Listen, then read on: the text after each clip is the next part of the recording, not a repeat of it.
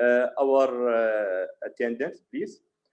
Now we will start the question and answer.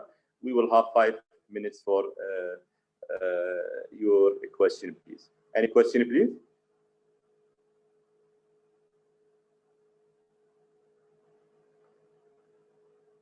Professor Jamal, you are still with us, please.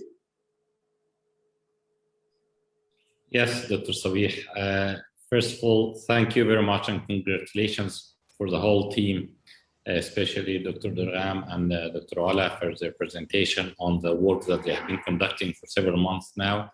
Really fantastic to see how the work has developed and how the report has been detailed. But as far as I know much of their work, so I won't comment on it. I will leave it to other speakers to talk. But I will try to really reflect on Dr. Ghada Silk presentation on the history, fantastic history and multi-layered heritage of Iraq. And of course, Dr. Hani Ahmed on the work in Mosul. Two fantastic presentations and case studies of unique nature that will enrich our understanding of humanitarian heritage. I will start by Dr. Ghada. Baghdad is a fantastic city. It's one of the unique heritage, and you captured in a very unique and detailed way how such a spirit, the people that don't associate normally with cities, about the culture, about how the spiritualities, how the delicate narratives of heritage is embedded in lots of cultures and lots of practices. My question would be for you, how do you think that this, when you look at Baghdad today and the way that the built environment is just congested with cars and so on, how we can really expose that, how we can bring that hidden stories and hidden spirits of a rich history back to life within a contemporary city, in your view? Well, thank you very much for the question. Well, I've been studying Baghdad for about 30 years now. I have a book on Baghdad called City of Stories. Yet, I'm discovering every day new things about the city. I'm discovering, working now about its Mesopotamian era and the pre-Islamic era. But there is a lot to do. Unfortunately, the modern city has covered, I can say it has covered a lot of this. So we are digging now. We are digging where to get the places. We can go to the names, for example, the South Gate, Bab al-Sharji. It has its name only. It's been lost. So we can revive names and its stories and what events happened there. Certain places where certain traditional activities are done, we can revive these places. And looking at the buildings, we can revive their stories. We have certain markets that we can maintain. And in the same time, we have to start to arrange pedestrians and open places for people and to get a lot of the cars away from, at least from the center of the city as a start. The second point I mentioned is the river. If we revive the river as the heart of the city and make the city look at it, not put their back to it, it will revive a lot of its essence with the people going on. And we are now encouraging the water taxi. We are encouraging some kind of transportation from certain places to others. There is a good projects. I hope it will continue about reviving the riverbank. There's a lot to do, and there are certain things linked to places, to people, and to tradition, not like names and stories, not even have their tangible entities in the city yet. Thanks, Dr. Ghada. I'm really pleased with the point that I highlighted here about really bringing the city back to its people, because I think this is perhaps where Baghdad needs.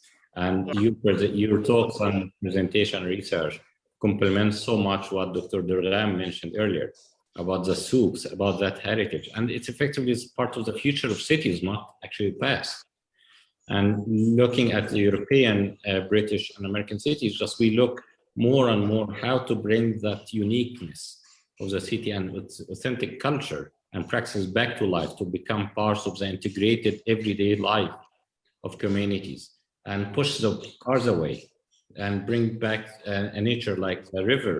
It is some of these things seem to have been, how we can say it, overlooked by the modernity of the 20th century, pushed us away from nature, away from history. And I think the future of Baghdad, similar to many Iraqi cities, really bring this relationship back to everyday life of the Iraqis.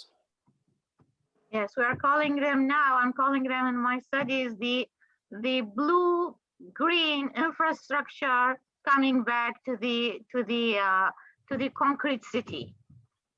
Yes, absolutely. I would love to have further conversation with you on this particular point, and Dr. Sabih will understand why we need to have this conversation. So thank you ever so much. My final question to Dr. Ahmad about Mosul. And Dr. Ahmad perhaps is aware that we are working in Mosul trying to understand heritage recovery. And it's very interesting to see the work that you have highlighted and studied in details about preventive measures and methods. And from your point of view, looking at the future of heritage recovery in the city of Mosul where you operate, how do you think that the way that to best assess current methods and how we can really look at the best methods to prevent further damage or destruction to the existing and very vulnerable heritage sites in Mosul?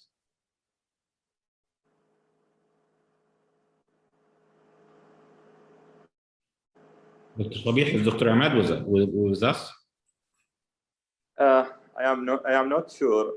Maybe he left because of the bad connection of internet. No worries. No worries. If he's not available, no problem at all. Thank you ever so much, Dr. Sabih, and I will leave the space for other colleagues and listeners, because there are some questions already. I think there is a question here in the chat box. To what extent does the war in Mosul affect the intangible heritage of the city? And I think Dr. Omar says that Dr. Ahmad is not available. So I'm sorry that this question will have to wait. Back to you, Dr. Sabih. Thank you so much, Professor Jamal, the investigator of our project engagement network.